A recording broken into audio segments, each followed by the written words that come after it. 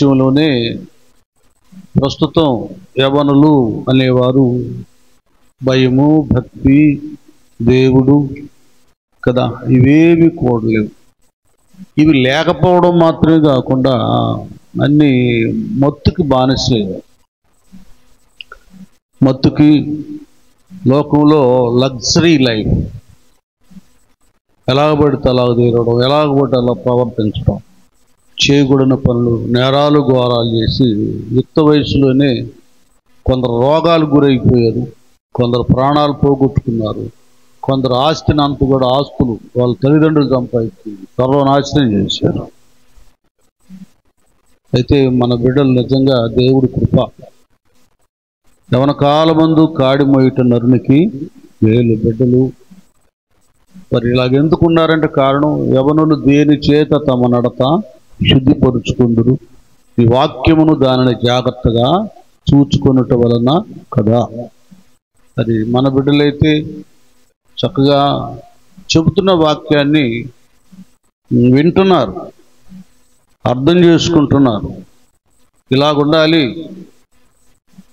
అని ఎలాగున వాక్య ప్రకారంగా నడుచుకుంటున్నారు. కనుకనే యవన ప్రాయంలోనే దైవ దర్శనాలు, ప్రత్యక్షతలు, జయము, ఆశీర్వాదము, అభివృద్ధి ఇవన్నీ కలుగుతాయి.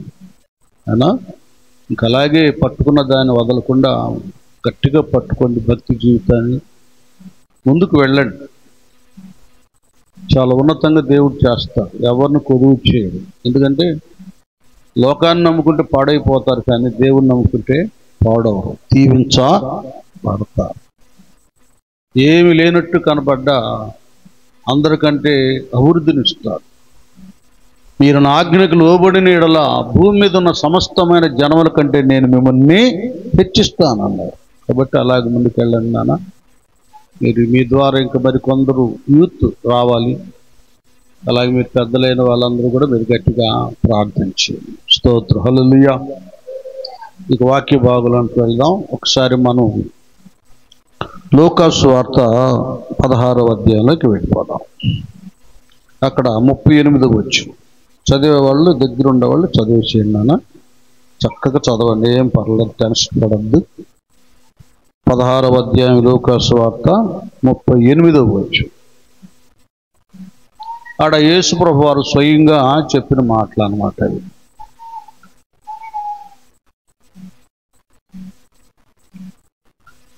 సారీ 6:38, 6వ అధ్యాయం 38 నేను చదువుతున్నాను, వినండి. క్షమించుడి, అప్పుడు మీరు క్షమించబడుదురు, ఇయ్యుడి, అప్పుడు మీకు ఇయ్యబడును. ఇది ఈ మాట వేళ మనం ఇవ్వుడి, అప్పుడు మీకు ఇయ్యబడును. ఇక నా వైపు చూడండి. ఇక మీకు ఎక్కువ రెఫరెన్స్ నేను చదివించను.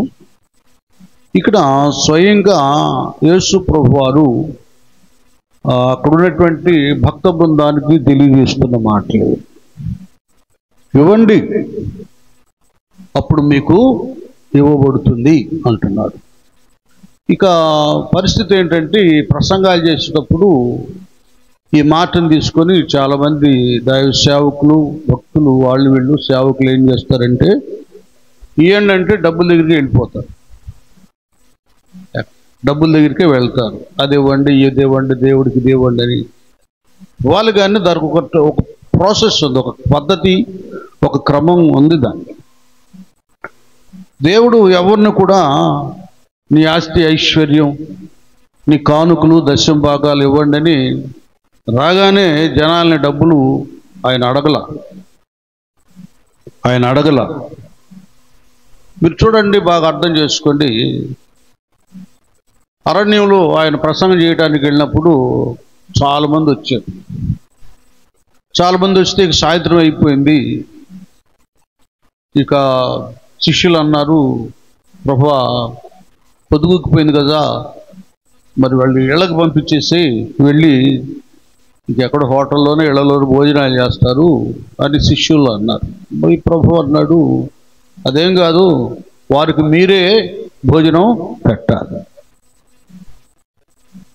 అసలు వాస్తవంగా శిష్యులకి ఏముందండి, అన్ని వదిలిపెట్టుకుని వచ్చారు. చేపలు పట్టే వాళ్ళు కూడా వాళ్ళ అవతాలు పాడేసి ప్రభువుని వెంబడించారు. ఎక్కడి నుంచి వస్తుంది, ఏంటి పరిస్థితి? వీళ్ళ భయం వేసింది, ఇదేంటి ప్రభు వారు మా మీద వేసాడు, వీళ్ళందరికీ మేము ఎక్కడ తెచ్చిపెట్టాము భోజనం అన్నప్పుడు ఈ లోపు ఒక చిన్నపిల్లాడు 5 రొట్టెలు 2 చిన్న చేపలు శిష్యుల చేతికి ఇచ్చాడు. ఇక ఏం చేశాడు, తీసుకెళ్ళి ఒక శిష్యుడు, ఇదిగో నాయన ఏదో కానుక రూపం అర్పణ రూపం ఈ రొట్టెలు చేపలు వచ్చి అని ప్రభు చేతికి ఇచ్చేసాడు. చూడండి, అక్కడ కూడా మళ్ళీ దానికి ఇంకో సబ్జెక్ట్ ఏదో చెప్పాలి, అక్కడ కూడా మనమే పెట్టాలన్నాడు కానీ కదా, వాళ్ళు పెట్టాలని అనలేదు. ఆయన ముందు ఎవరిని ఏమి ఇవ్వమనడు. ఈ ఆస్తి ఐశ్వర్యం కానుకలు దశభాగం ఆయన ఏం అడుగుతాడు మీ అందరికీ తెలుసు, చెప్పండి. మొదట ఏం అడుగుతాడు ఆయన మనందరినీ? గట్టిగా ఏమడుగుతాడు? అది ఎందుకు హృదయాన్ని అడుగుతాడు ఆయన? ఎందుకు హృదయాన్ని అడుగుతాడు అంటే, అప్పుడు పెద్ద పెద్ద బిల్డింగులు పెద్ద చర్చిలు కడుతున్నప్పుడు ప్రభువారు అది చూసి మురిసిపోతున్నారు కట్టిన వాళ్ళు, అక్కడ ఉన్న వాళ్ళు. ఆహా, ఎంత పెద్ద ఆలయం కట్టాను చూడంటే, అప్పుడు ప్రభు అన్నారు, ఏనాయనా ఏంది మురిసిపోతున్నారు ఏదో కట్టారని? ఆకాశము నా సింహాసనము, భూమి నా పాదపీఠం. ఎలాంటి మందిరాలు మీరు నాకు కట్టిస్తారు? హస్తకృతమైన ఆలయాలలో నేను నివసించువాడను కాను. ఇప్పుడు చెప్పండి, మీ హృదయమే నాకు ఆలయం. గట్టిగా చప్పట్లు కొడదు. అర్థమైందా? దేవుడు ఈ హృదయాన్ని కోరుకుంటున్నాడు.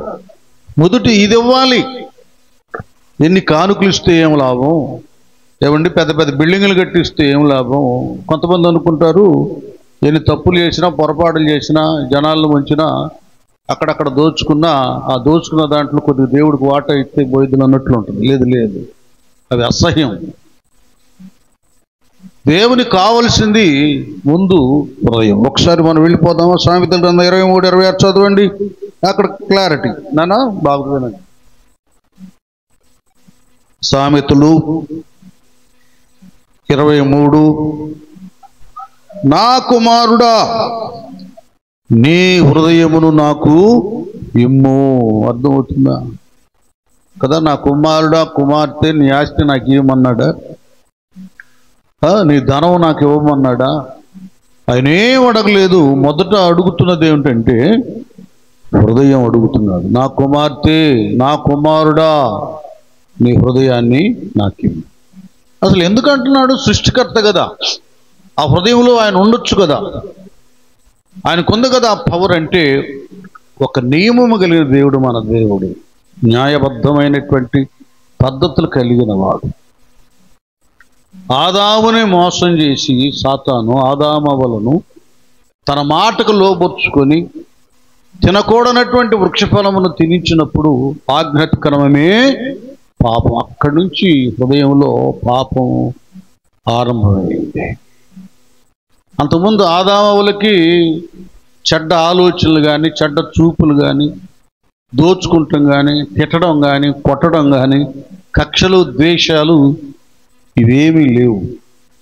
వీడు వెళ్ళిపోయి వాడి మాటకు లోబడిన తర్వాత దుష్టుడు వాళ్ళలో ఈ తలంపులన్నీ వాళ్ళ బిడ్డల్లో కలుగు చేసి, కయ్యూనికైతేనేమో పెద్ద కొడుకైన కయ్యూనికైతేనేమో కక్ష అసూయ, హేబేలు వాడు నా తమ్ముడు అర్పణ దేవుడు అంగీకరించాలా, ఎందుకు వీడు అర్పణ అంగీకరించాడు దేవుడు, ముందు ఈయన కొట్టి చంపేస్తే పోద్దని చంపేశాడు. అక్కడి నుంచి హృదయంలో దుష్టాలోచనలు తలంపులు కక్షలు ద్వేషాలు లోపలికి వచ్చేసాయి. అందుకే ప్రభు చెప్తాడు, ఆయన శిష్యులు చేతులు కడుక్కోకుండా భోజనం చేస్తున్నప్పుడు శాస్త్రులు పరిచయులు విమర్శిస్తున్నారు. ఏంటయ్యా మీ శిష్యులు చేతులు కడుక్కోకుండా భోజనం చేస్తున్నారు?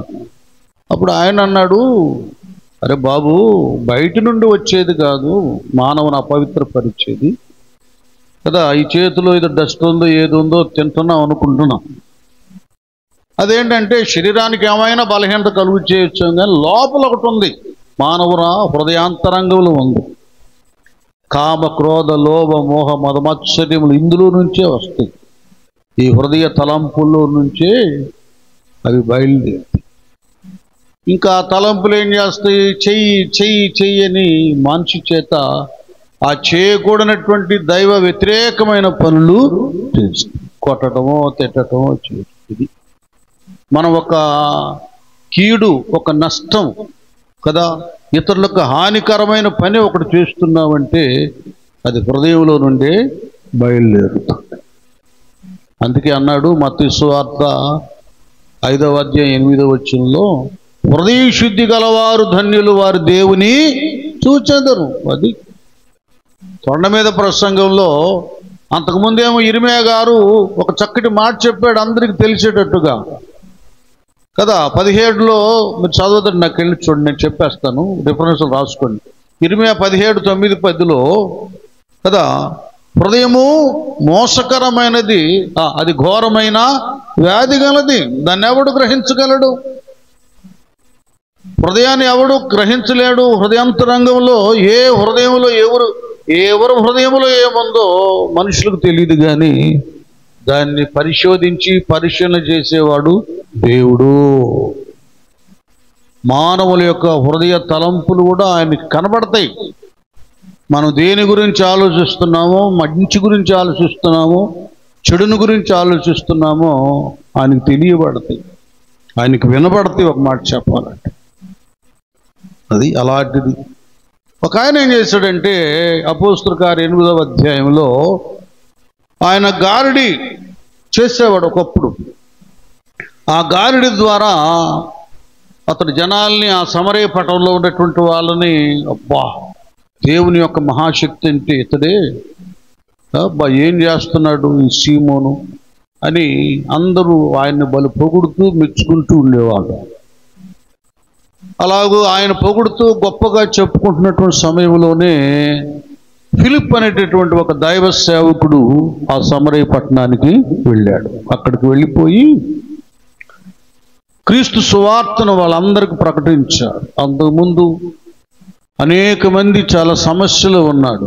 వీళ్ళే గారిడైతే చేస్తున్నాడు కానీ వాళ్ళని విభ్రాంతి పరుస్తున్నాడు, కానీ వాళ్ళ రోగాలు తగ్గించలేదు, వాళ్ళలో ఉన్న దెయ్యాలని పారద్రోలలేదు, వాళ్ళ సమస్యలు తీర్చలేదు, వారి కుటుంబాలను సరిచేయలేదు. అందరూ భార్యాభర్తలకు సమాధానం లేని పరిస్థితిలో ఉన్నారు. కొందరేమో రోగాలతో ఉన్నారు, కొందరు కొన్ని సమస్యలతో ఉన్నారు, కొందరికి దెయ్యాలు పెట్టి ఉన్నాయి అన్నమాట. ఇలాంటి పరిస్థితుల్లో వాళ్ళు ఉన్నారండి. వీడు గాడిద ద్వారా అందరినీ ఊరక భ్రమపరుస్తున్నాడు, ఇంకంతే భ్రమపరుస్తున్నాడు. ఆ సమయంలో క్రీస్తుని గురించి ఫిలిప్ అక్కడ సువార్త ప్రకటించినప్పుడు వాళ్ళందరూ ఏక మనసుతో ఆయన చెప్పిన మాటలు యందు లక్ష్మించారు. అందరూ విన్నారు చక్కగా ఆయన చెప్తా ఉంటే. వాళ్ళు వింటూ ఉండగానే కొందరుకున్న రోగాలు పోయింది. చూడండి ఇంకంత అంత అద్భుతమో. కొందరుకున్నటువంటి ఆ పెరాలసిస్, రకరకాల వ్యాధులు, బాధలు తొలగిపోయింది. దెయ్యాల చేత పీడించబడుతున్న వారు విడుదల పొందుకున్నారు. చూడండి ఎంత అద్భుతమో చూడండి. విడుదల పొందుకున్నారు. విడుదల పొందుకున్న తర్వాత అక్కడ క్లియర్గా ఉండదు ఎన్ని రోగాలు, బాధలు, వ్యాధులు, దెయ్యాలు పోయిన తర్వాత అందుకు ఆ పట్టణములో మిగుల సంతోషము కలిగినను. స్తోత్రం, హల్లెలూయా, హల్లెలూయా. చాలా అద్భుతం అక్కడ కదా. ఇక తర్వాత ఏమైందంటే మనలో కొంతమంది ఎలాగ పరిశుద్ధాత్మను పొందుకొని భాషలు మాట్లాడుతూ ప్రవచిస్తున్నారో వీళ్ళు రక్షణ పొందుకున్నంత వరకు కాదు. వీళ్ళందరూ బాప్తీసాలు పొందినటువంటి వాళ్ళందరూ వీళ్ళు మారు మనసు పొంది బాప్తీసాలు పొందేశారు. ఫిలిప్ గారు అనేక మంది స్త్రీలకు, పురుషులకు రోగాలు తగ్గిపోయి సమస్యలు తీరి నెమ్మదిగిలిన వాళ్ళందరూ అన్నా మాకు బాప్తీసం అన్నప్పుడు వాళ్ళందరికీ ఇచ్చేశారు. ఆత్మను పొందుకున్న తర్వాత, అది బాప్తిసం పొందుకున్న తర్వాత పరిశుద్ధ ఆత్మను పొందుకోవాలి. ఇప్పుడు నేను ఎలాగూ మరి బెంజమిన్ పాస్టర్ గారు నన్ను ఎలాగో మీ మధ్యకి నడిపిస్తుంటాడో, పిలుస్తుంటాడో పెద్దోడని, అలాగున ఈ ఫిలిప్ గారు ఏం చేశాడంటే అప్పుడు పెద్ద ఆయన పేతురు గారు, యోహోను గారు వాళ్ళిద్దరు అపోస్తున్నట్టు వాళ్ళని పిలిచాడు. అయ్యా వీళ్ళకి సువార్త చెప్పాను, రక్షించబడ్డారు, కానీ వీళ్ళు పరిశుద్ధాత్మను పొందుకోవాలి అన్నా. స్తోత్రం చెప్పండి గట్టిగా. అర్థమవుతుంది, ఇక్కడ క్లియర్గా ఉంది. నేను ఒకసారి అపోస్తులు 8వ అధ్యాయం తీసి ఆ సందర్భం చదువు. ఇప్పుడు వీళ్ళు పరిశుద్ధాత్మను పొందుకోవాలి. అప్పుడు వీళ్ళు ఏం చేస్తారంటే పేతురు యోహానుని పిలిచినప్పుడు వాళ్ళ తల మీద చేతులుంచి చదువున్నాను. 8వ అధ్యాయం. పేతురును యోహానును అది బాప్తీసం పొందిన వాళ్ళ మీద చేతులుంచగా పరిశుద్ధాత్మను పొందిరి. చదువు. అపోస్తలులు చేతులుంచుట వలన పరిశుద్ధాత్మ అనుగ్రహించబడినని సీమోను చూచి, అది చూసారా నాన్న, అర్థం చేసుకోండి. ఇక్కడ ఇప్పుడు పేతురు యోహానులు వచ్చి సమరయలో బాప్తీసం పొందినాళ్ళు తల మీద చేతులుంచి ప్రార్థన చేసినప్పుడు చక్కగా ఆత్మ పొందుకొని భాషలు మాట్లాడి ఆత్మీయతలు ఉజ్జీవకరంగా ఉన్నాడు. చూసేసాడు. ఈ గారిడి వాడైన సీమోను చూశాడు. అది ఆ పైన చూస్తే వీడు కూడా ఇన్ని అద్భుతాలు జరుగుతున్నాయి కదా, నేను ఈ ఫిలిప్ పక్కన ఉంటే గారిడితో సరైన డబ్బులు రావడం లేదు, ఎందుకంటే రియాలిటీ కాదు ఇది, ఊరక ఇట్టంటాను రూపాయలు బిళ్ళలు అవి వస్తాయి, ఇక తర్వాత శాశ్వతంగా ఉండవు. గారిడి అంటేదే కాదు, ఊరక ఆ సమయాల్లో మన కళ్ళు భ్రమపడేటట్టుగా వాడు చేస్తాడు. ఆ టెక్నిక్ నేర్చుకున్నాడు వాడు, అంతే. ఇట్టంటాడు నీళ్ళు ఎరిపోతాయి, నీళ్ళు ఎరిపోవడానికి ఆ డబ్బాలు ఏదో పోషించుతాడు ఆల్రెడీ. నేను చిన్నప్పుడు ఆ సున్నమనో పసుపు కలిపితే ఎర్రగైపోయి కొన్ని ఆ టెక్నిక్స్ ఉన్నాయి గారడీలో. అలాగుండేది పరిస్థితి అన్నమాట. ఇక్కడ చూస్తే ఈ ఫిలిప్ అబ్బా చాలా అద్భుతాలు చేశాడు, రోగాలు పోయినాయి, దెయ్యాలు పోయినాయి, పక్షవాయు కలిగినటువంటి వాడు నరుస్తున్నారు.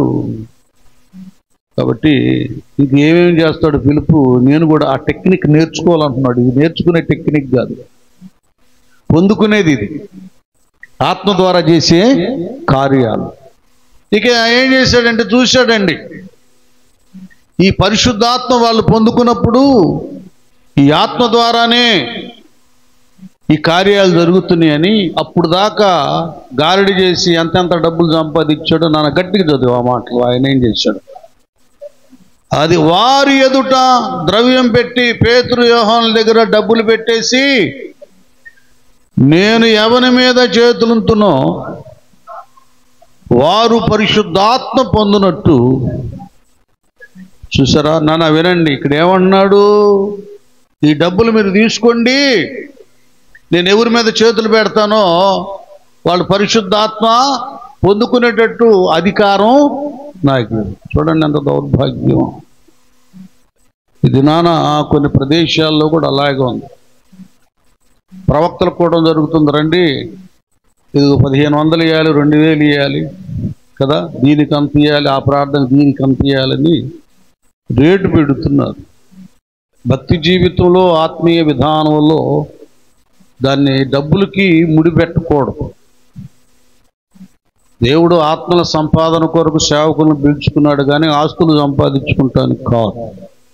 ఇప్పుడు ఈ పిచ్చి జనాలు కూడా దానికి లోబడుతున్నారు. కష్టపడి సేవ చేస్తున్నవారు, ఆత్మీయంగా బ్రతుకుతున్నవారు, ఆత్మల కొరకు ప్రయాసపడుతున్నవారు, కష్టపడుతున్న వాళ్ళంటే చాలామందికి ఇష్టం ఉండదు. ఈ గారడీ సీమోల్లాగా గారడీలు చేస్తా ఉన్న వాళ్ళంటే ఇష్టంగా ఉన్నారు. ఇప్పుడు ఈ భక్తులు కూడా అలాగ తయారయ్యారు. ఇక చూడండి ఎంత భయంకరంగా ఉందో. బాప్తిసం కూడా తీసుకున్నాడు గారడీ సీమోను. మీరు చదువుకున్న తర్వాత 8వ అధ్యాయం అపోస్తలుల కార్యం. ఇప్పుడు అర్థమైంది వీడెందుకు బాప్తిసం తీసుకున్నాడు, వీడెందుకు ఫిలిప్పును వెంబడిస్తున్నాడు అంటే, ఎట్టెట్ట ఈయన చాలా మందిని బాగు చేస్తున్నాడు, అదేదో ఆ టెక్నిక్ ఏదో నేను నేర్చుకోవాలనుకున్నాడు. ఇది టెక్నిక్ కాదు, అభిషేకం ద్వారా ఆత్మ ద్వారా కలిగే కార్యాలు. అది కావాలి. డబ్బులతో ఎమ్మడొచ్చిన దాంతో ఏదో చేయటం వలన ఆత్మను మనం పొందుకోం. మన హృదయం సరిగా ఉంటేనే. ఇకేం చేశాడు, పేతురు యోహానుల దగ్గర డబ్బులు పెట్టి ద్రవ్యం ఇచ్చి, నేను ఎవరి మీద చేతులు పెడతానో వాళ్ళు పరిశుద్ధాత్మ పొందుకునేటట్లుగా అధికారం నాకు ఈయన. ఇప్పుడు ఏమన్నారు చూడ, అందుకు పేతురు, నీవు ద్రవ్యం ఇచ్చి, చూసా, నీవు డబ్బులతో దేవుడు వరాన్ని సంపాదించుకుంటావా? బాగా వినండి, అర్థం చేసుకోండి. మెప్పు అనేది దేవుడి దగ్గర మనం పొందుకోవాలంటే డబ్బులు ఇచ్చో ఏదేదో ఇచ్చి మనం పొందుకోం. ఇక్కడ క్లారిటీగా చెప్తున్నాడు, డబ్బులు ఇచ్చి దేవుని వరమును సంపాదించుకొందునని.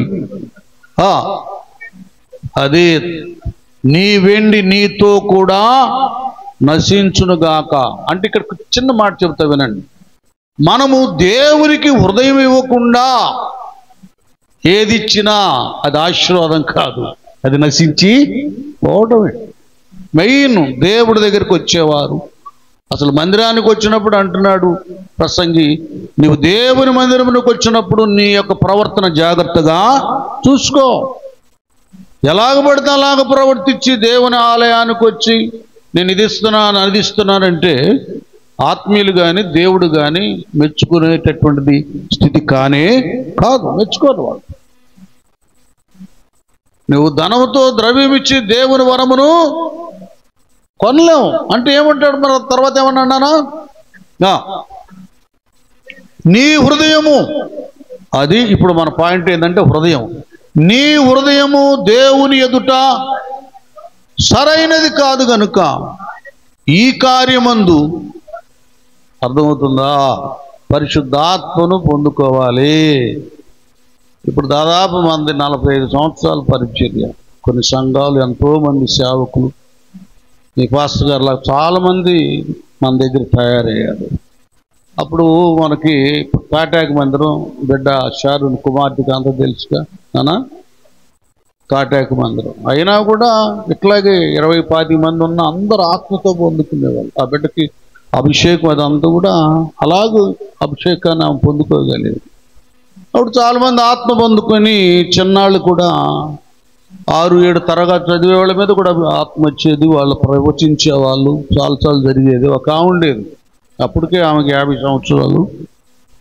ఇంకా గొడవ పెట్టుకుంటూ ఉండేది, ఏంది మీకు వస్తుంది ఆత్మ, ఏంది ఆ పిల్ల ప్రవచిస్తుంది, ఈ ప్రవచిస్తున్నారు. నాకేదైనా గొడవ పెట్టుకుంటూ వచ్చింది పరిశుద్ధాత్మ. ఇక్కడ క్లియర్గా అంటాడు,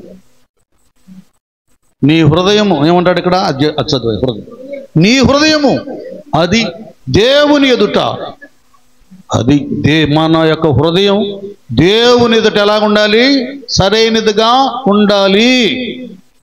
లోపల కుళ్ళు కుట్ర ద్వేషం ఇవన్నీ పెట్టుకొని ఆత్మ రావాలంటే ఎక్కడ వస్తుంది, అక్కడే క్లియర్ ప్రభు అన్నాడు, హృదయ శుద్ధి గలవారు ధన్యులు వారు దేవుని.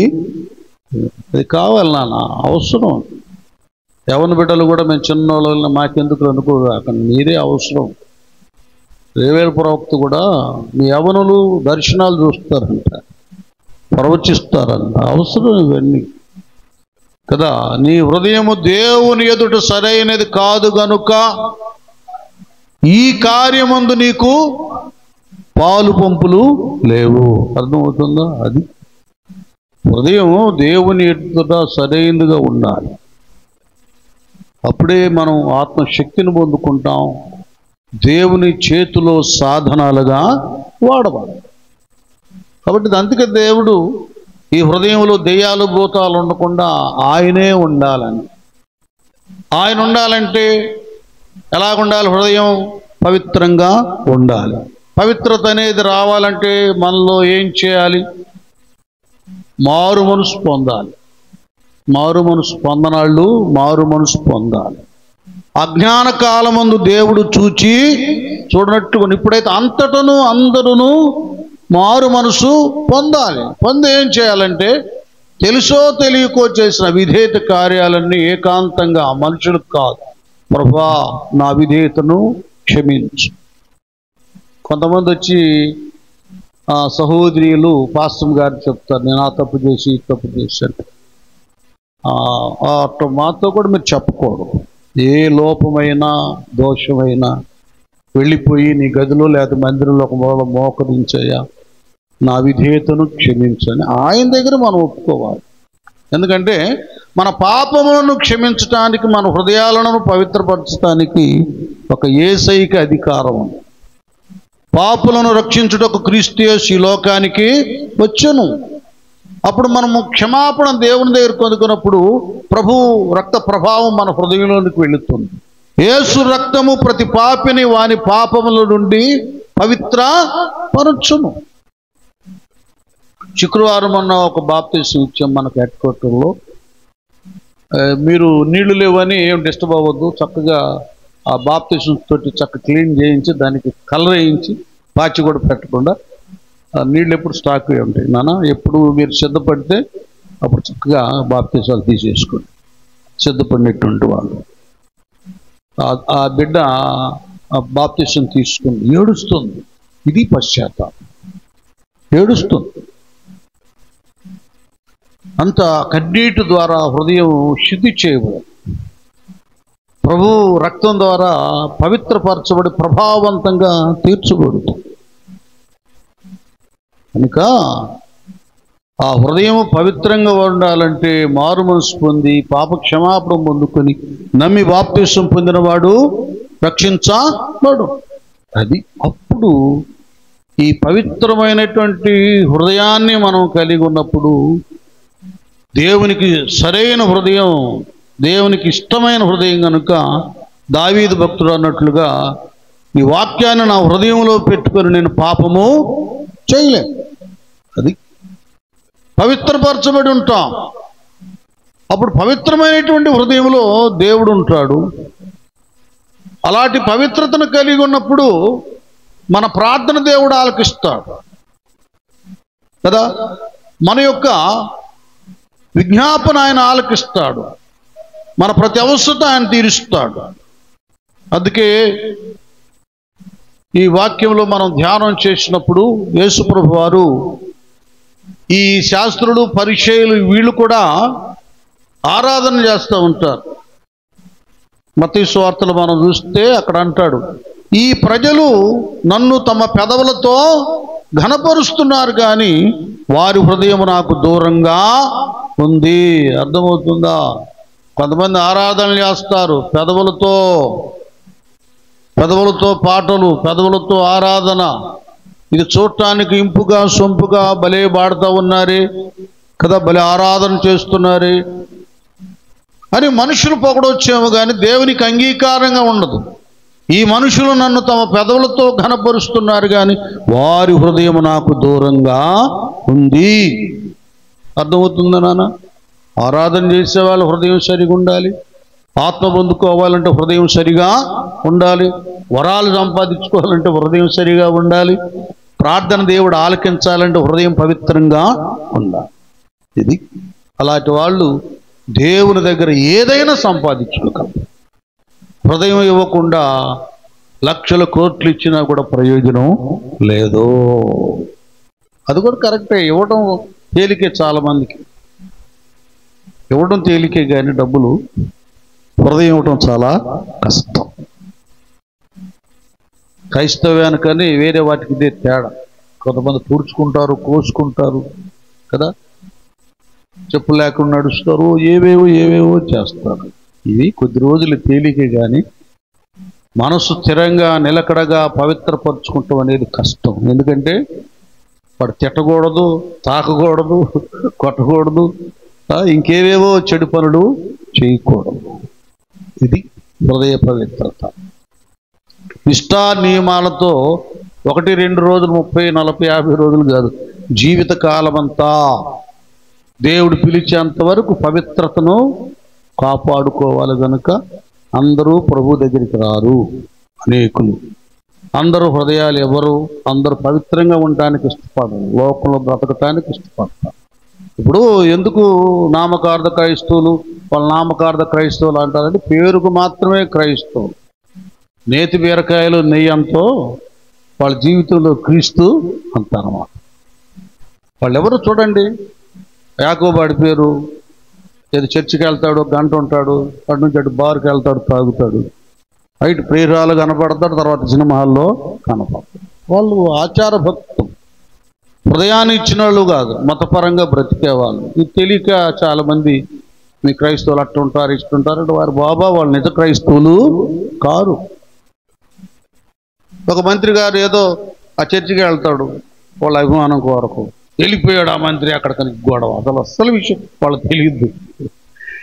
మందిరం చర్చిలోకి వెళ్ళగానే యేసై భక్తుడు కాడు, ఏదో అభిమానం కొరకు వెళ్ళాడు. ప్రభు భక్తుడు నిజ క్రైస్తవుడు అవ్వాలంటే ఎన్నో శ్రమలు, హింసలు, పరిశుద్ధతలు, నీతి నిజాయితీ కలిగి ఉండాలి. ఇవన్నీ చాలున్నాయి, అవి లోకానికి అర్థం కావు, క్రైస్తవులుగా తెలియటంలా ఇప్పుడు.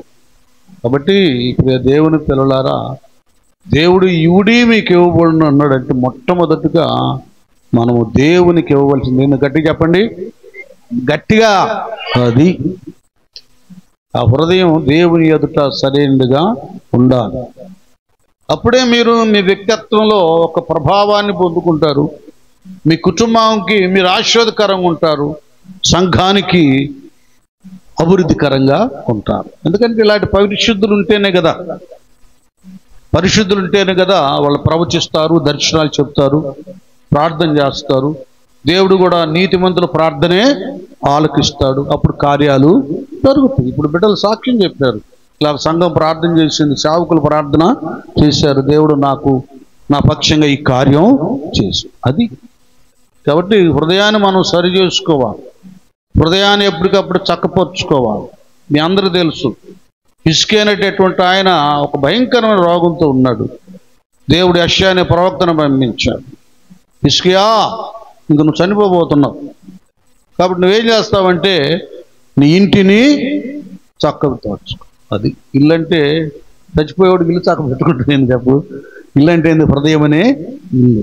ఈ హృదయాన్ని చక్క పెట్టుకోవాలి. ఇంకేమున్నాయో, ఏ లోట్లు, ఏ బలహీనతలు ఉన్నాయో అవి సరి చేసుకుని ఆయన. ఎందుకంటే పవిత్రంగా ఉంటేనే, నువ్వు సరిగా ఉంటే నువ్వు పరలోకం వెళ్తా ఉన్నట్టు. కాబట్టి మనం ఆయన పిల్లలంగా, ఆయన భక్తులంగా నిత్యం మన జీవితాన్ని, మన హృదయాన్ని మనం పవిత్రంగా కాపాడుకోవాలి. అందరూ స్తోత్రం చెప్పడం ఒకసారి. అది ఇక రెండవది, నేను టకాటకమంటే నా టైం ఇంకెక్కువేం చెప్పను, నేను చెప్తాను. ఒకటి, మనం దేవునికి మన హృదయం ఇవ్వాలి. మళ్ళీ ఇంకోసారి చెప్తున్నా వినండి. ఒక్కొక్కసారి తెలియకుండానే సులువుగా చిక్కులు పెట్టే పాపం అనేది ఒకటి ఉంటుంది. ఇక్కడ అవి స్థిరపడటానికి ప్రయత్నం చేస్తాయి. అవి మీరు తుడి చేసుకోవాలి. మనందరూ నాతో సహా ఏం చేయాలి? వేకునే 4-5 గంటలకి లేచి మోకరించాలి, పీస్ఫుల్గా ఉండాలి. మోకరించి దేవుని దగ్గర ప్రార్థన చేసుకోవాలి.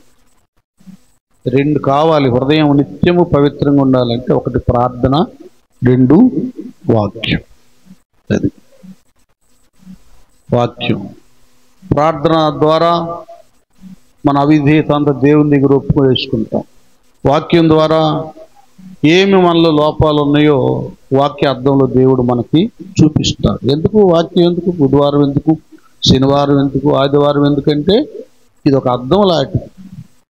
మన బ్రతుకులు ఎప్పుడు ఏ లోపం ఉందో అద్దంలో మన ముఖం చూసుకున్నప్పుడు కంటి దగ్గర ఏముందో కదా, ఎక్కడేముందో అవి ఎలా కనబడతాయో, మన వాక్యం చూసుకున్నప్పుడు మన హృదయాంతరంగంలో ఏ లోపాలు, బలహీనతలు ఉంటాయో దేవుడు వాక్యం ద్వారా తెలియచేస్తాడు. ఈ 2 ఉన్న వారు చక్కగా హృదయాన్ని కాపాడు. ఇది కావాలి. ఇది ఉంటే నువ్వు దేనాన్ని జయించగలవు. ఇంకంతే. పరిశుద్ధత నీకు ఉంటుంది కదా, దేవుడు నీతో ఉంటాడు కదా, దైవశక్తి నిన్ను ఆవరించి ఉంటుంది కనుక ఏ దుష్టశక్తి నీ ఇంట్లోకి ప్రవేశించదు. అమ్మో, ఇంట్లో నా అగ్ని రగులుతున్న వెళ్ళిపో. ఎందుకు ప్రార్థనకు వచ్చి రాత్రి పడుకొని కలవరెత్తున్నారంటే ప్రార్థన లేదు, సరిగా వాక్యం అనుసరించడం లేదు. దెయ్యాలకి చీకటి ఉంది కాబట్టి హాయిగా ఉంది, వచ్చేస్తాం. అదే వాక్యం ప్రార్థన ఉంటే వెలుగు ఉంటుంది కాబట్టి లోపలికి రాలేదు శక్తి, ఏ దుష్ట శక్తి. కాబట్టి వాక్యం ప్రార్థన ద్వారా పవిత్రతను కాపాడుకోవాలి. రెండవది సమయం. నాన్న వెళ్ళిపోదాం. నాన్న ఎఫెసీయులకు రాసిన పత్రిక 5వ అధ్యాయము 15 5-15 ఒక్కసారి. అది దినములు చెడ్డవి గనుక మీరు సమయమును పోనివ్వక. అది ఈ దినాలు ఎలాంటి దినాలు మీ అందరికీ తెలుసునా? ప్రస్తుత దినాలు ఎలా దినాలు? చెడ్డ దినాలు, 2 దుర్దినాలు.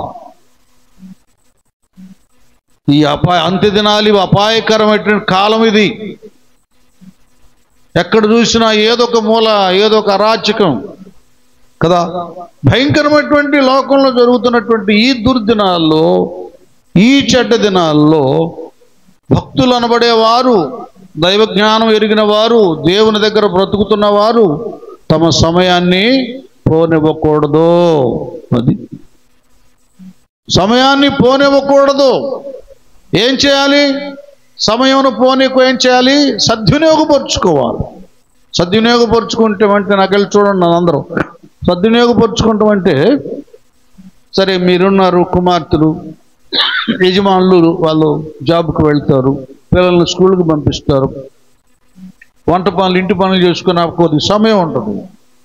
ఈ సమయంలో ఏదో సరదాగా ఆనందంగా ఆనందిద్దామని టీవీలు పెట్టుకుంటామేనా సద్వినియోగపరుచుకుంటూ అంటే, సీరియల్ చూడటమా సద్వినియోగపరుచుకుంటూ అంటే, ఏమండి వ్యర్థమైనటువంటివి నవ్వుతో కూడినటువంటి సన్నివేశాలు చూడటమా సమయాన్ని సద్వినియోగపరుచుకుంటాం అంటే, దాన్ని సద్వినియోగపరుచుకుంటాం అనరు, దుర్వినియోగ పరచడం అంటారు. చాలామంది విశ్వాసులకి తెలియట్లేదండి.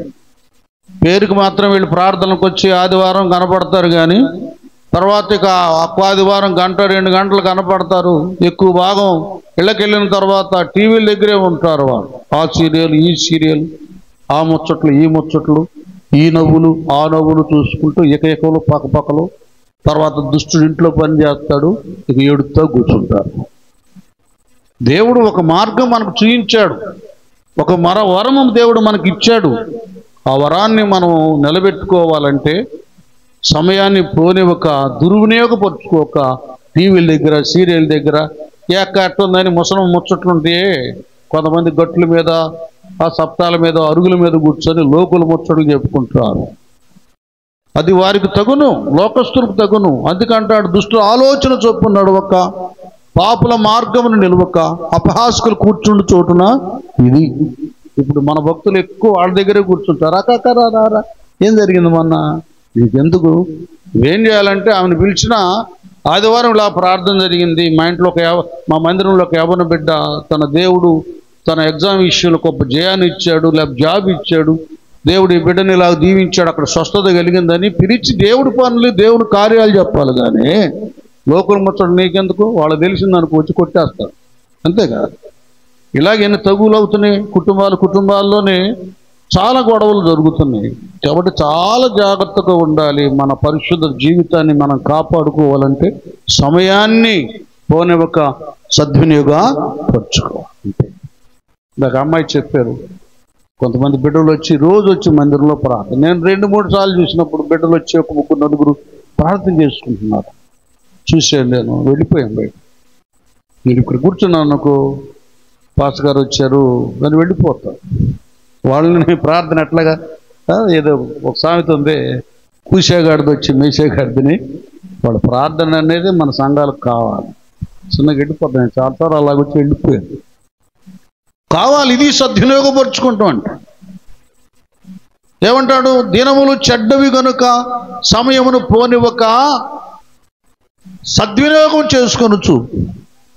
అదే అజ్ఞానులు అనే వాళ్ళు ఉన్నారంటే, దేవుని ఎరగని వారు, దేవునిలో బ్రతకని వారు అజ్ఞానుల వలె కాక జ్ఞానుల వలె నడుచుకున్నట్లు జాగ్రత్తగా. అది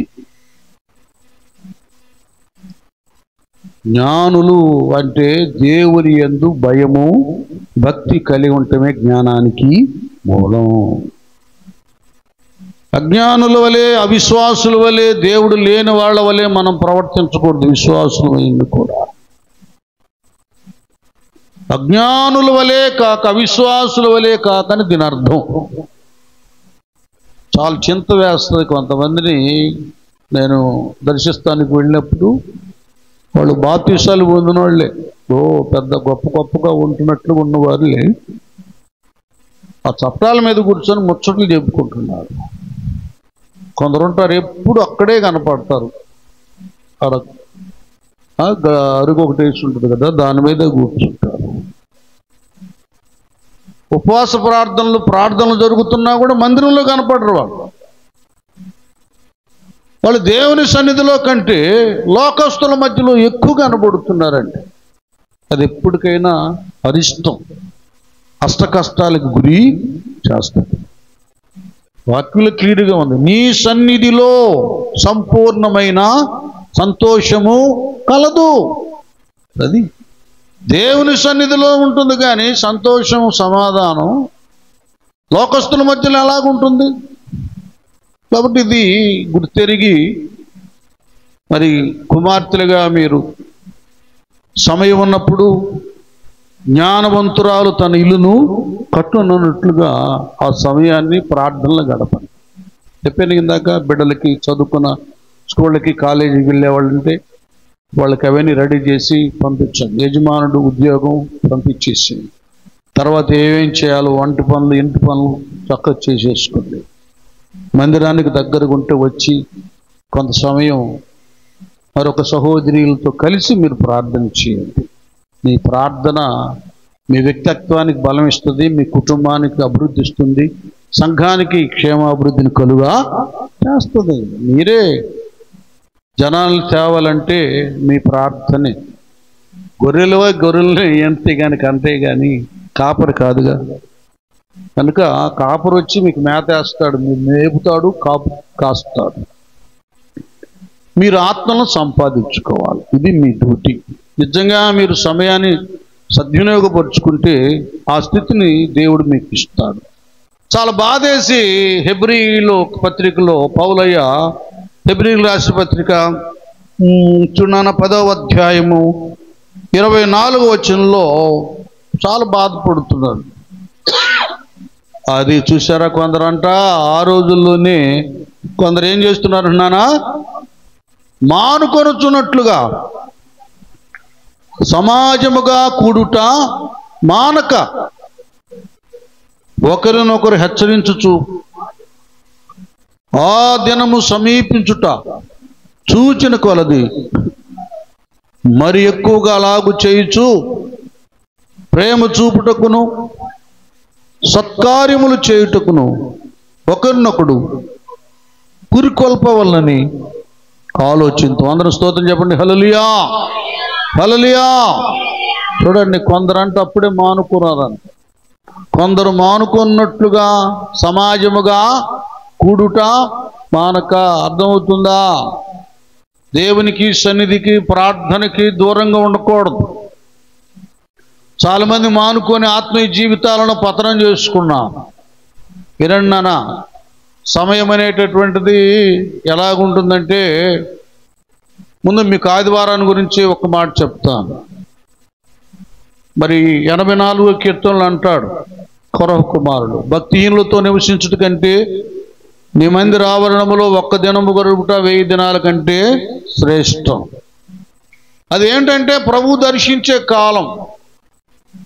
దేవుడు ఏ ఆదివారం ఏ రీతిగా మాట్లాడతాడో తెలియదు. కొంతమంది ఏం చేస్తారంటే కొన్ని ఆదివారాలుకి ఆరాధన మానేస్తారు.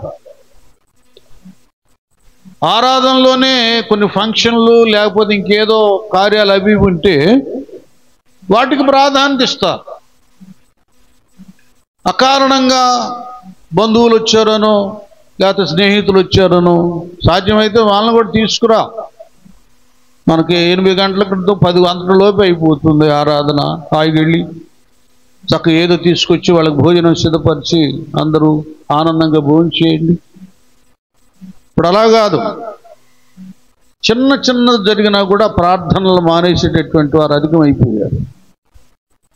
మాకు ఒకరు ఉన్నారు, వారు ఏం చేస్తారంటే ఎక్కువ చిన్న ఫంక్షన్లు అయినా చిన్న కార్యాలైనా అది రొట్టి విరిచే సమయం అయినా కూడా ఇంకా మానేస్తారు ఈ ప్రాంతం. చూడండి, అంటే ఏంటంటే దేవుని విలువ, వాక్యం విలువ, సన్నిధి విలువ ఎరగని వారు. దేవుడు అన్నాడు, నన్ను ఘనపరచువారని నేను ఘనపరుస్తాను. దైవ కార్యాలను నువ్వు ఘనపరచకపోతే ఆ సన్నిధిని నీ ఘనత అనేది ఎలా వస్తుంది? చాలామంది ఇలాగున సమయాన్ని వ్యర్థం చేసుకుంటారు, ఆరాధన దినాన్ని దూరం చేసుకుంటారు. అందుకే అయ్యగారు పాట రాశారు, భక్తిహీనులాతో నివసించుట కంటెను నీ మందిరావరణములో దినము గడుపుట భక్తిహీనులాతో నివసించుట కంటెను నీ మందిరావరణములో ఒక్క దినము గడుపుట 1000 దినాల కంటే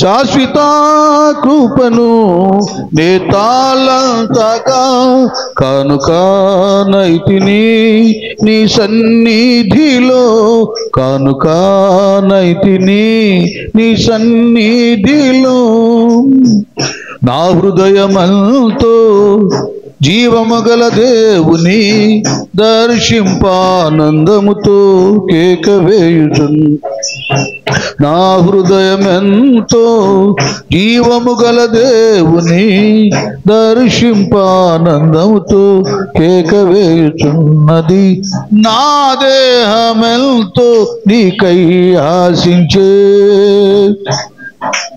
ఎంతో నీకై ఆశించే శాశ్వత కృపను నేతాళంచగా కానుకానైతిని నీ సన్నిధిలో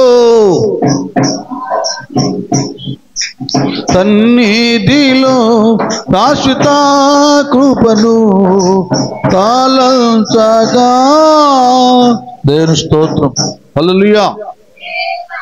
ఒక్కోసారి మనకు అవకాశం ఉన్న బుధవారం వచ్చేవాళ్ళు మానేస్తారు, శనివారం వచ్చేవాళ్ళు మానేస్తారు, ఆరాధనకు దూరం అయిపోతారు. అప్పుడు మీరు ఏం పోగొట్టుకుంటారో తెలుసా?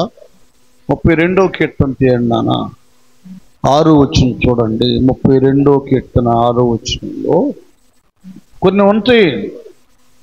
ఎక్కడికి వెళ్ళినా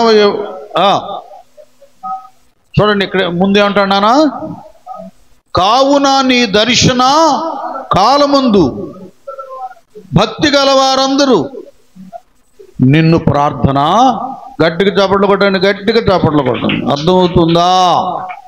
ఒక్కోసారి దేవుడు అద్భుత రీతిగా ఒక ఆదివారం మాట్లాడతాడు. ఇందాక అమ్మాయి సాక్ష్యం ఇచ్చింది. దేవుడు తన బల దగ్గర సమృద్ధి ఆశీర్వాదాన్ని దేవుడు నీకు ఇస్తున్నాడు అని వాక్యం ద్వారా దేవుడు మాట్లాడాడు. దర్శనం అది. బిడ్డను అంతరంగంలో ఏ సమస్య ఏ వేదనతో ఉందో దాన్ని గురించి మాట్లాడి హెచ్చరించి బలపరచడమే దర్శనం. అర్థమవుతుంది? ఇలాగూ ఎన్నో ఆదివారాలు పోగొట్టుకుంటారు. దేవుడు దర్శించిన కాలమే, సమయం అది.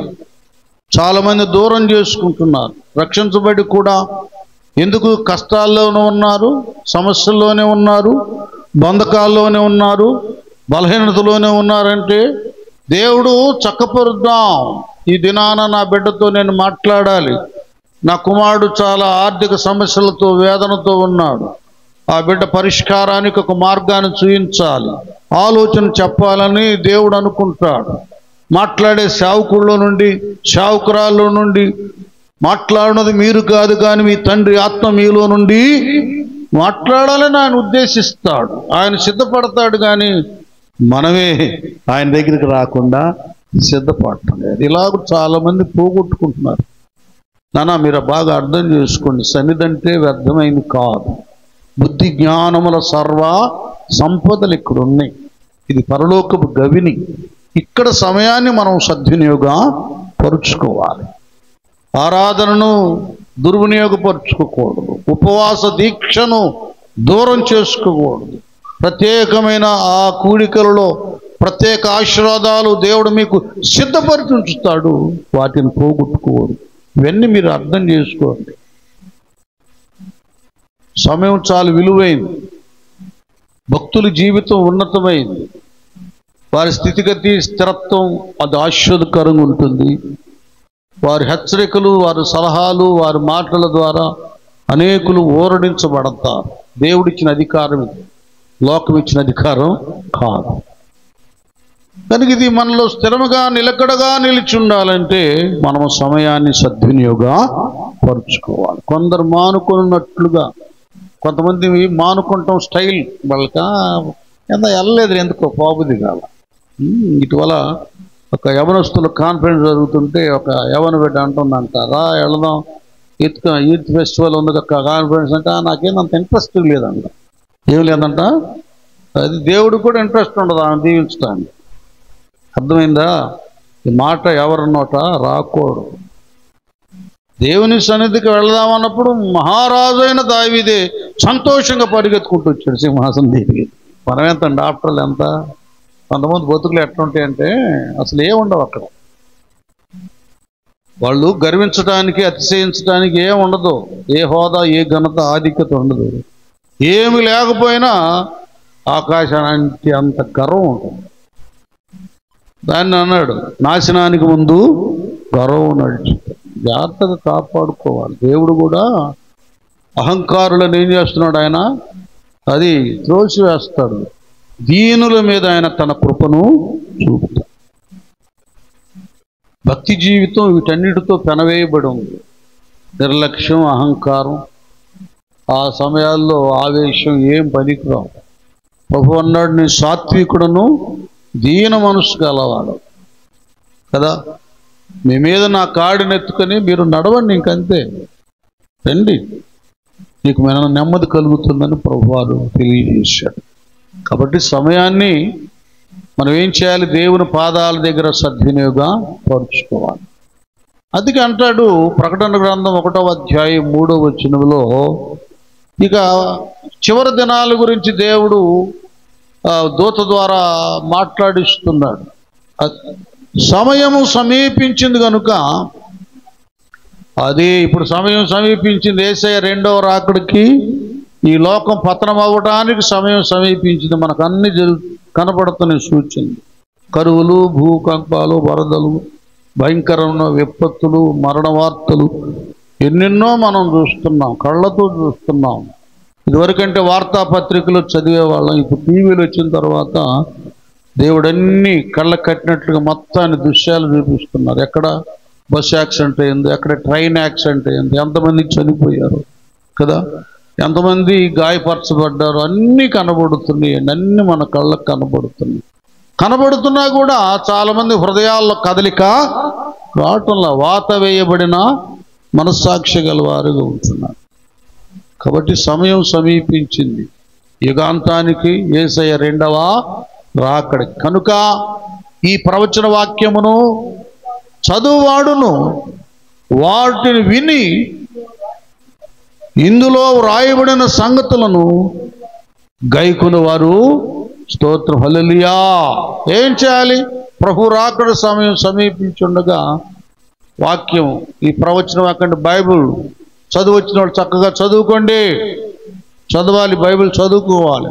నానా మీరు బాగా చదువుకున్న బిడ్డలు రోజుకి 2 అధ్యాయాలు చదవండి, 3 చదవండి, 5 అధ్యాయాలు చదువుకోండి, ఓపికంటే చదవాలి, బైబిల్ చదువుకోవాలి.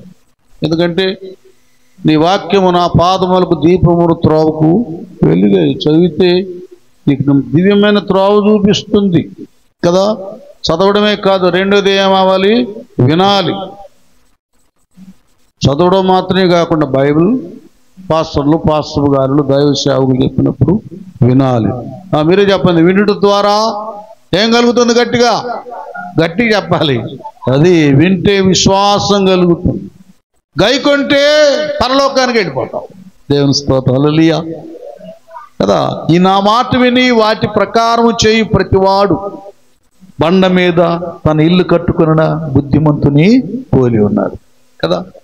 అలాగే మరలా యోహాను సువార్త 5వ అధ్యాయం 24వ వచనంలో, అక్కడ చూడండి 5:24లో, సమయాన్ని మనం సద్వినియోగపరుచుకొని దేవుని వాక్యం మీద దృష్టి పెట్టినప్పుడు, నా మాట విని నన్ను పంపిన వాని యందు విశ్వాసం ఉంచువాడు నిత్య జీవం గలవాడు, వాడు తీర్పులోనికి రాక మరణములో నుండి, అది హల్లెలూయా.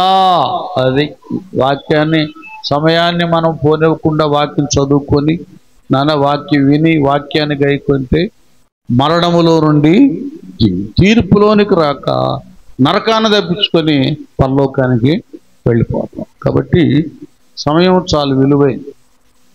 నేనా మరి 24వ సంవత్సరం రమ్మంటే రాదుగా. ఇప్పుడు 25 పోతుంది, 26 వచ్చిందేమో కానీ 24 రాదు. అది గుర్తుపెట్టండి. 26 వస్తుంది కానీ 24 రాదు. కనుక దేవుడు మనకిచ్చిన అమూల్యమైన సమయాన్ని ఇప్పుడు మనం సద్వినియోగపరుచుకుంటే రాబోయే దినాల్లో దాని ఫలాన్ని మనం చూస్తాం కదా. కొన్ని జరిగించడానికి, కొన్ని వెళ్ళడానికి, కొన్ని చేయడానికి నెక్స్ట్ ఇయర్ మనకు ఛాయిస్ లేకపోవచ్చు. కాలగతులు దేవుని చేతిలో ఉన్నాయి కానీ మన చేతిలో లేదు. అందుకే అంటారు పండితులు, జ్ఞానులు, ధనం కంటే విలువైందంటారు సమయం. ధనాన్ని మళ్ళీ సంపాదించుకోవచ్చు కానీ పోయిన సమయం మనకి మళ్ళీ రాదు. ఇప్పుడు మేము 68 సంవత్సరాలు ముసలాళ్ళు అయిపోతున్నాం. ఉండే కొంత ముసలాళ్ళు అవుతాం కానీ కుర్రాళ్ళం కావుగా. అలాంటి యవన ప్రాయంలో ఏమైనా బలమైన పనులు చేయగలం, ముసలాళ్ళైతే చేయగలమా? అలాగే గతించిన సమయంలో మనం చేసిన ఫలమే రాబోయే దినాల్లో అది మనకు తృప్తిని కలుగు చేస్తుంది. కనుక ముందు భక్తులకి ఇది గ్రహించాలి. మీరు అక్కడ ఇక్కడ వ్యర్థమైన ముచ్చటలతో మీ సమయాన్ని గడపొద్దు. కొద్దిగా మీకు ఏదైనా అవకాశం ఉందంటే, సెలవు రోజు వచ్చిందంటే మీ పనులు చేసుకుని మందిలో పడండి. ఇంకంతే. అన్నాలాగా ఆ అన్నాలాగా ఇద్దరు అన్నాలు గొప్పోళ్ళు. సమూయేలు గ్రంథంలో ఉన్న హన్న, సమూయేలు కదా, సమూయేలు తల్లి. అలాగే లోకాసువార్త 2వ అధ్యాయం ఉన్న అన్న, వీళ్ళు ధన్యకరమైనటువంటి స్త్రీలు. నాన్న అతి భాగ్యాన్ని మీరు సంపాదించుకోండి. ఇంక మూడవదిగా దీని గురించి ఎక్కువ నేను ప్రసంగం చేయను. 1 దేవునికి హృదయం ఇవ్వాలి. 2 గట్టిగా 2 ఏమి ఇవ్వాలి? ఇప్పుడు చెప్పింది అందరి నోటి రావాలి. 2 ఏం ఇవ్వాలి? దేవుడికి మనసు. 3వది ధనం ఇవ్వాలి. అది దీని గురించి నేను ఎక్కువ విస్తరించి చెప్పను. వాస్తవంగా చాలామంది మీరు తప్పక అది ఇవ్వాలి ఇది ఇవ్వాలంటారు. నేనేం చెప్తానంటే వాళ్ళకి దేవుడికి లింక్ పెడతా, దేవుడికనో విశ్వాసం లింక్ పెడతా.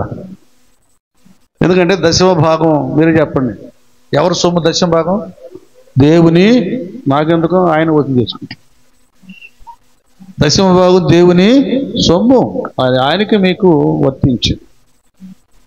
అందుకే మలాకి ఒక్కటి చదివేసి 3వ అధ్యాయం మలాకి 3 9-10 వచనాలా ఎలాగ ఉంటుందండి. ఈ జనులందరూ నా యొద్ద, చూడండి, ఒక ప్రవక్త ద్వారా దేవుడు మాట్లాడుతున్నాడు ఇశ్రాయేలు ప్రజల్ని, పాత నిబంధన కాలం. ఈ జనులందరూ నా దగ్గర ఏం చేస్తున్నారంట? దొంగిలిస్తున్నారంట. దేవుని దగ్గర దొంగతనం చేయటం ఏంటి? హుండీ పగలగొట్టి కానుకలు దోచుకుంటామా? హుండీ పగలగొట్టి దోచుకుంటాం ఒక లెక్క అయితే, అది కూడా కొన్ని సంఘాల్లో, చర్చిలో ఉంటుందండి. వాళ్ళు చందాలని ఏం చేస్తారంటే ఆ కానుకలు పెట్టి తెరిచి పెద్ద పెద్ద సంఘాలు 1000 మంది వస్తారు, కౌంట్ చేస్తారు. నామకార్థ సంఘాలు కౌంట్ చేసినప్పుడు అక్కడున్న సంఘ పెద్దలు వాళ్ళు వీళ్ళు కౌంట్ చేస్తారు. వాళ్ళు చిన్నగా కాలు కింద పెట్టుకుంటూ ఉంటారు. అవన్నీ అందులో కనిపించినాయిలేండి, సిసిలో కనపడ్డాయి. వాళ్ళని ఆ పదవిని తీసేసారు. తర్వాత ఆడేదో సర్దుబాటు అవన్నీ ఏంటంటే భయం లేదు. దేవుడు సొమ్ము కానుకలు పెట్టలేదు, దొంగిలించలేదు. చిన్న అస్సయ్యి కదా, దొంగిలిస్తున్నదా ఎలాగట్రా? చూడండి, అప్పుడు అదంతా వాళ్ళు చెప్తున్నాడు అనమాట. పాత నిబంధనకి ఇది, కొత్త నిబంధన కాదు, అది కూడా తెలుసుకోండి. మళ్ళీ దాచి మీకు చెప్తే ఇంకొకలాగా ఉంటుంది. వాళ్ళకి చెబుతున్నాడు పాత నిబంధన భక్తులకి, వీళ్ళు ఏం చేస్తున్నారు? దొంగలై ఉన్నారు. వాళ్ళు ఏం చేస్తున్నారంట? శాపగ్రస్తులై ఉన్నారు. నా మందిరములో ఆహారమున్నట్లు 10వ భాగం అంతయు మీరు మా మందిరపు నిధులోనికి తీసుకొని రండి. చూసారా? అప్పుడు ఏమైందంటే ఇంకొకటి కూడా జరిగింది నాన్న. అప్పుడు ఆ కాలంలో పాత నిబంధనలో వాళ్ళు చేసిన దాన్ని బట్టి వాళ్ళకి దరిద్రత ఏర్పడింది. ఇవిడి మీకు ఇవ్వబడిన ఉంది కదా, దేవుడికి వాళ్ళు ఇవ్వటం లేదు కనుక దేవుడు కూడా వాళ్ళకి ఇవ్వటం లేదు. చాలా దరిద్రతను, పేదరికాన్ని వాళ్ళు అనుభవిస్తూ ఉన్నారు. అనుభవిస్తున్నప్పుడు వాళ్ళని సరిచేయటానికి పాత నిబంధన భక్తులను సరిచేయటానికి దేవుడే ప్రవక్త ద్వారా మాట్లాడాడు. ఇప్పుడు ఏమంటాడు నాన్న, చివరిగా అలా చదువుకుంటారు రండి. మీరు ఇవ్వవలసింది నాకు ఇచ్చి నన్ను శోధించిన ఎడల నేను ఆకాశ వాకిళ్ళు విప్పి పట్టజాలనంత విస్తారముగా దీవెనలు కుమ్మరించదనని సైన్యములకు అధిపతికు యెహోవా సెలవిచ్చుచున్నాడు. ఎప్పుడు గట్టిగా చప్పట్లు కొట్టండి. అది ఇక్కడ పాత నిబంధనలో ఖచ్చితంగా చెప్పేశారు, ఇవ్వాలి అందరూ దశగా. ఎంత ఏటేట్లు ఇవ్వాలి తెలుసా? పొలం ఉందనుకోండి, మరి అందులో 10 బస్తాలు పడినాయి అనుకో, దాన్ని 1 బస్తా వెళ్ళిపోవాలి. అలాగే ఆ గొర్రె మేకలు కదా, వాటిని కూడా ఇవ్వాలి, తొలుచులు వాటిని. చాలా ఉన్నాయి ఆ దినాల్లో. అలాగూ వాటిని వాళ్ళు అనుసరించారు. అనుసరించకపోతే దరిద్రాన్ని అనుభవించారు. ఆ తర్వాత అనుసరించిన తర్వాత వాళ్ళు దీవించబడ్డారు. హగ్గీలో కానీ మలాకిలో కానీ వాళ్ళు ఎప్పుడైతే దేవునికి ఇవ్వడం మొదలు పెట్టారో దేవుడు వాళ్ళకి సమృద్ధి ఇచ్చాడు. అంతకుముందు ఏమైందంటే ఎంత సంపాదించినా చిలి సంచిలో పోసినట్టుంది. చిన్నా కూడా ఆకలి తీరేది కాదు కదా. పంటలో అది విత్తినా కూడా, పొలంలో విత్తినా అసలు 40 బస్తాలు వండాల్సింది 10 బస్తాలు కూడా పండేది కదంట. అలాగుంది అక్కడ గ్రంథం, అలాగుండేది. ఇప్పుడైతే దేవుడు ఆ తర్వాత యేసుప్రభు వారు, ఆయన తర్వాత వచ్చిన శిష్య బృందం కూడా వ్యక్తులకి, మనుషులకి, హృదయాలకి, ఆత్మీయతకి ప్రాధాన్యత ఇచ్చారు, కానీ వాళ్ళు డబ్బులకి ప్రాధాన్యత ఇవ్వాల. ఎందుకంటే మనకు పరలోకం కంటే మిన్నైంది ఏది లేదు. సరి కూర్చోనానా, సరి కూర్చోబాటు తీసుకో. ఆత్మీయత కంటే ఉన్నతమైనది ఏది లేదు. ముందు దేవుడు నా రాజ్యాన్ని, నీతిని వెతకమన్నాడు మొదట. కాబట్టి వాటిని వెతుకుంటూ వెళదామని ఆలోచనలోనే ఉన్నారు. శిష్యులు కూడా ఏదో అడగలేదు, కానీ మరి ఎందుకు వచ్చిందో చదవదులేండి. అపోస్తుల కార్యం 2వ అధ్యాయం 4వ అధ్యాయంలో వాళ్ళందరూ రక్షించబడ్డ విశ్వాసులందరూ కూడా వాళ్ళు తమ స్థిర ఆస్తులను అమ్మి, అన్నా ఇదిగో ఈ డబ్బులు ఇంత నీకు ఇస్తున్నా, నువ్వేం చేస్తావని అపోస్తుల పాదాల దగ్గర పెట్టారు. కానీ వినండిరా, ఇది చాలా ప్రాముఖ్యమైనది. ఇప్పుడైతే అలాగిస్తే మేము బిల్డింగ్లు కట్టుకుంటున్నాం, కార్లు కొనుక్కుంటున్నాం, చక్కగా విహరిస్తున్నాం. వాళ్ళు ఏం చేసేది, వాటిని వారి అక్కర్ల కొలది పంచిపెట్టేశారు. కమ్యూనిజం అనేది ఇక్కడి నుంచే వచ్చింది, పంచిపెట్టేశాం. చూడండి అలాగుంది. తర్వాత ఏమైపోయిందంటే పౌలు గారు వచ్చిన తర్వాత ఇప్పుడు మన మినిస్ట్రీస్ చూద్దాం. అక్కడ హెడ్ కోర్ట్స్, అక్కడ సంఘంలో కొందరు దశభాగాలు, కానుకలు, విరాళాలు అవి ఇస్తుంటారు. ఇది చిన్న సంఘం. అప్పుడు పౌలు గారు అదే చెప్పాడు, పెద్ద సంఘాల వారు సమృద్ధిగా విరాళాలు, కానుకలు, చందాలు ఇస్తున్నవారు చిన్న సంఘంలో ఉన్న సమస్యలు తీర్చాలి, వాళ్ళ అవసరాలు తీర్చాలి. అక్కడ మందిర నిర్మాణాల, సభల, మరొకట అక్కడ సేవకునికి ఆ పోషణ లేదా పెద్ద సంఘాల నుంచి సమకూర్చి వారికి ఇవ్వాలి. ఆ రూల్ పెట్టాడు పౌలయ్య. అలాగే ఇప్పుడు ఈ యొక్క మందిర విధానంలో కూడా అదిగో మీ యొక్క పెద్ద సంఘంలో ఉన్న విశ్వాసులు వాళ్ళు ఇచ్చిన కానుకలు, దశంభాగాలు, విరాళ్ళు సమకూర్చే 7-8 లక్షలతోనో ఇది మనం కొనగలిగాం. ఈ ఐక్యత ఆ దినాల్లో ఉండే. అంటే ఒకటి మాత్రం వాస్తవం నాన్న, వినండి. దైవ సేవ కొరకు మనం ఆలయంలో వేసిన కానుక కానీ, దశంభాగం కానీ, విరాళం కానీ అది ఏమాత్రం కూడా వ్యర్థం కాదు. ఒక సేవకుడు కేవలం తన సొంత కొరకు, స్వార్థం కొరకు తినడు, కట్టుకోడు నానా. అక్కడ పెద్ద హెడ్ కోర్చరు, అది 1.5-2 కోట్లు అవుతుంది అంత స్థలం, కానీ అక్కడ కాస్ట్ ఎక్కువ కదా. ఒక గజమే 50,000, ₹1,00,000 కూడా ఉంది. 2 కోట్ల వరకు అవుతుంది. వాస్తవంగా మీరు ఇచ్చింది అది నేను తినటానికి ఇచ్చారు, వాస్తవంగా బ్రతకడానికి. నేనేం చేశాను, దాన్ని చర్చి కట్టించాను. అదే 2 కోట్లతో నేను చర్చి ఇల్లు కట్టుకుంటే అద్దెలకు ఇచ్చుకోవచ్చు, లక్షల రూపాయలు సంపాదించుకోవచ్చు. అంత కాదుగా దేవుడు నన్ను పిలిచింది. ఆస్తుల సంపాదనకు కాదు, ఆత్మల సంపాదన. అర్థమవుతుందా? ఆత్మల సంపాదన కొరకు. ఇది నిజమైన సేవకత్వం. అంతేగాని మేము సూట్లు బూట్లు వేసుకొని, ఏమండి, మేకప్లు వేసుకొని గొప్పగా విహరించడం కాదు సేవ. ఎందుకంటే మేము ప్రతి రూపాయి దేవుని దగ్గర లెక్క అప్పగించాలి. ఇది సేవ. లోకంలో ఉద్యోగాలు, వ్యాపారాలు, వడ్డీలు ఇవి కాదండి, ఇవ్వాలి. కాబట్టి ఒకసారి ఇచ్చున్నాను. కొరింథీయులు రాసిన 2వ పత్రిక 9వ అధ్యాయం, కొరింథీయులు రాసిన 2వ పత్రిక 9వ అధ్యాయం. ఒక్క మాట చెప్పేసి నేను ప్రార్థన చేస్తా. 2 కొరింథీ 9:5 నుంచి చదువు, గట్టిగా చదువుకునిగా. కావున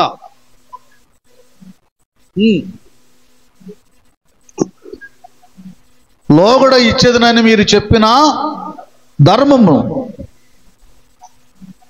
పిసినతనముగా ఇయ్యక. చూడండి, ఇక్కడ కూడా ఇంకోటి చెప్తున్నాడు అనమాట పౌలయ్య. నేను చెప్తాను కాదు, ఇస్తానన్నారు మీరు ఎక్కడ ఇవ్వకూడదు, పిసినార్లు అంటారే. పిసినతనముగా, పిసినార్లుగా ఉండకూడదు భక్తులు దేవునికి ఇచ్చే విషయంలో. నేను అందరికి చెప్పట్లేదండి, కొంతమంది యూట్యూబ్లో మీరు చూస్తున్నారు, ఇక్కడ నా బిడ్డలు ఉన్నారు, వాళ్ళకి నేను చెప్పుకుంటున్నాను. దేవుడు నాకు ఇచ్చిన నా కుమార్తెలకు, కుమారులకు నేను చెప్తున్నాను. దేవుడికి ఇస్తానన్నది, చేదన్నది, చేస్తానన్నది పిసినారితనముగా చేయక. ఎందుకంటే కొన్ని బ్రాంచీలో ఉన్నారు పాపం, వాళ్ళు చర్చి కడుతున్నప్పుడు నేను ఐరన్ ఇస్తానన్నారు. చర్చి అయిపోయింది, చాలా సంవత్సరాలు అయింది, ఐరన్ కాదు కదా, చిన్న రాడ్ కూడా ఇవ్వలేదు. చెప్తున్నాను, ఇట్లాగా దేవుడి దగ్గర మనం అనుకున్నప్పుడు, ఒప్పుకున్నప్పుడు, మొక్కుకోకపోయినా పర్లేదు, కానీ మొక్కుకున్నప్పుడు ఆలస్యం చేయకూడదు, ఇచ్చేయాలి. నా పిల్ల కాబట్టి నేను మీకు నేర్పిస్తున్నాను. నేను ఇప్పుడు దాదాపు, అంటే నన్ను నేను పొగుడుకుంటాం కాదు, చాలా చర్చిలకి దేవుడు ఇవ్వటాన్ని నన్ను ప్రేరేపించాడు. మీకు తెలుసు కదా, అక్కడ వాళ్ళది ఆ చర్చికి అది పిల్లర్ ఇట్లా లేచి ఉన్నప్పుడు స్లాబ్ ఏం లేదు, దాన్ని ప్రోత్సహించింది దేవుడు నా ద్వారా. దాదాపు అక్కడ కూడా 15,000 రూపాయలు అలాగ ఇవ్వడం జరిగింది. నేను ఇది కూడా ఎందుకు చెబుతున్నానంటే, నేను ఇతరులకు ఇవ్వడం మొదలుపెట్టాను కనుక దేవుడు నాకు ఇచ్చాడు. ఇది ఇది మనం ఏర్పాటు చేసుకున్నామంటే మనం ఇతరులకు ఇచ్చాం కాబట్టి దేవుడు మనకి ఇది ఇచ్చాడు.